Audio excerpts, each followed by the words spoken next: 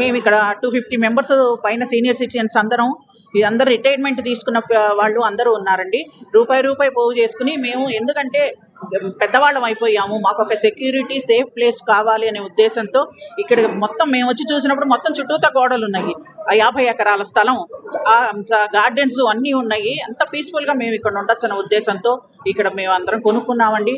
ఈ 10 ఏళ్ల నుంచి మాకు ఎటువంటి ఇబ్బందులు లేకుండా మా పిల్లలు కానీ మా మనవాళ్ళు మనవరాలు కానీ వాళ్ళు కానీ అందరూ కూడా చక్కగా హాయిగా ఉంటున్నాము.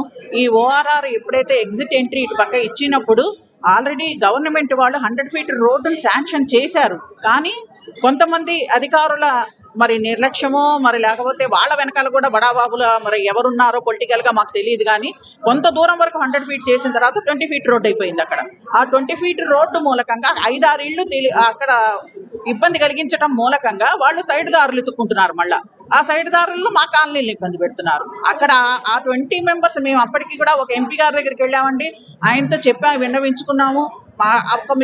మీరు ఇబ్బంది అవుతుందమ్మా, మీ కాలనీ ద్వారా మీరు రోడ్డు ఇవ్వండి అన్నారు ఆయన.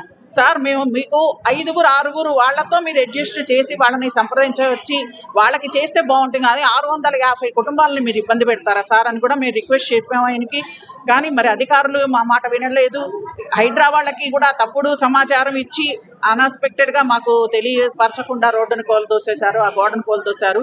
మా వాళ్ళందరూ ఇప్పుడు చాలా భయపడదు. ఇప్పుడు రోడ్డు మీదకి వెళ్ళి మేము పొద్దున్నే మార్నింగ్ వాకింగ్ చేయాలన్నా కూడా అటు నుంచి ఎవరు వస్తారో తెలియదు, ఏ మెళ్ళతో తెంపుపోతారో తెలియదు. మేమందరూ కూడా రోడ్డుని ఒక కంట్రోల్లో పెట్టుకుని 20 ఇది స్పీడ్ కంటే పోకూడదు అని మేము కంట్రోల్ పెట్టుకుని మేము అందరం సేఫ్గా ఇక్కడ ఉంటున్నాం. అవుట్ సైడ్ నుంచి వచ్చిన వాళ్ళని మనం స్పీడ్ కంట్రోల్ పెట్టలేము, వాళ్ళని మా ఇష్టం అంటారు. అక్కడ బయట జరిగే యాక్సిడెంట్ ఏమో మాకు రోజు మొత్తం మీద మా కాలనీలోనే బోర్డు జరిగిపోతాయి. ఇవన్నీ మీరు దృష్టిలో పెట్టుకుని మా బాధను అర్థం చేసుకుని గవర్నమెంట్కి ఈ సమాచారం అందజేస్తారని సీనియర్ సిటిజన్స్ అందరి తరఫున చేతులెత్తి నమస్కారం చేసి చెప్తున్నాను సార్.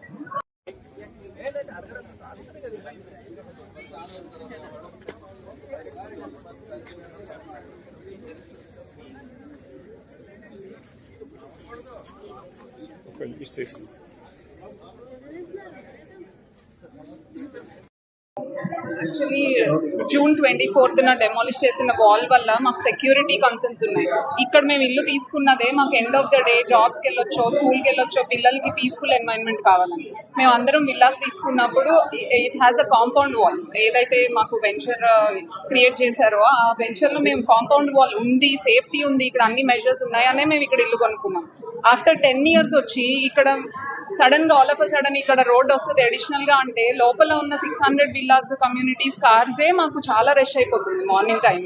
మీరు మార్నింగ్ 7:30-8కి చూస్తే ఇక్కడ బస్సెస్ ఓవర్లోడ్ అయిపోయి ఉంటాయి. లోపలికి 50-60 స్కూల్ బస్సెస్ వస్తాయి.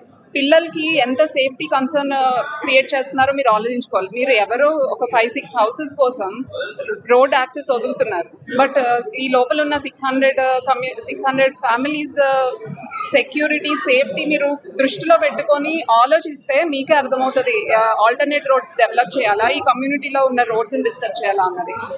It's a sincere request to HYDRAA and officials to relook into this thing and have a peaceful way of solution. Thank you.